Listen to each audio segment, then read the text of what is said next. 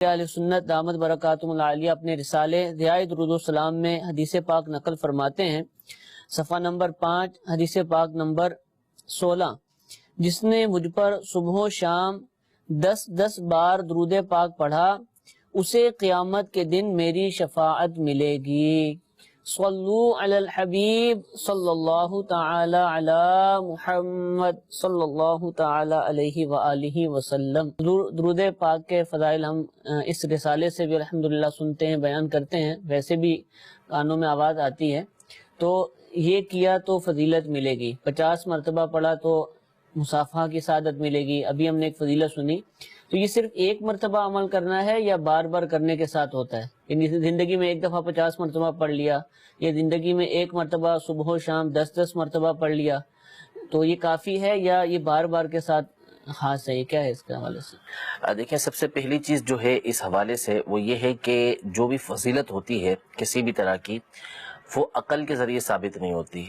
اس کے لیے یہ ضروری ہوتا ہے کہ اس میں کوئی نہ کوئی نص آئی ہو، یعنی کوئی نہ کوئی اس میں قرآن کی آیت، کوئی حدیث پاک، کسی صحابی کا قول یا بزرگوں کا ایسا قول ہو کہ جس کے بارے میں پتہ چلے کہ یہ بات انہوں نے پچھلے بزرگوں سے سنی ہوئی ہے، تو یہ سینہ در سینہ چلتی ہوئی آئی ہے۔ ایسی باتوں کے ذریعے ہی کسی مخصوص فضیلت کو یا مخصوص وعید کو بیان کیا جا سکتا ہے۔ عقل سے، اپنے ہم دماغ سے اپنے طور پہ، مثال کے طور پر 1000 مرتبہ درود پاک پڑھنے کی فضیلت کے، جو 1000 مرتبہ درود پاک پڑھے گا اس وقت تک مرے گا نہیں جب تک کہ جنت میں اپنا مقام نہ دیکھ لے، یہ روزانہ کے لیے ایک فضیلت ہے۔ اب اس پہ کوئی قیاس کرتے ہوئے یہ کہے کہ میں سبحان اللہ 1000 مرتبہ کہہ لوں روزانہ تو کیا یہی فضیلت حاصل ہوگی؟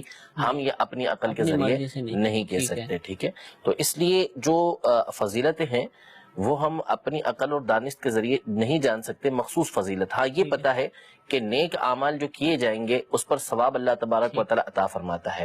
تو درود پاک کے جو مختلف فضائل آئے ہیں اس میں کسی میں تو یہ قید ہے کہ بھئی روزانہ یہ کام کریں گے تو یہ آپ کو ثواب ملے گا۔ بعض صبح و شام پڑھنے کے حوالے سے کہ جو صبح و شام پڑھنے کا عادی ہوگا اس کو یہ ثواب ملے گا، یا بعض بزرگوں سے منقول ہے کہ ہر جمعرات پڑھنے والے کو مخصوص فضیلت حاصل ہوتی ہے، بعضوں میں کوئی نہیں ہے، جیسے 6 لاکھ درود پاک پڑھنے والا ایک دفعہ بھی پڑھا تو اس کو یہ نیکیاں ملیں گی۔ اسی طرح جزا اللہ عنا محمد ما هو اہل، اس کو جو پڑھے گا تو اس کے لیے وہی مخصوص ثواب ملے گا، اس کو بار بار پڑھنے کا ذکر نہیں کیا گیا۔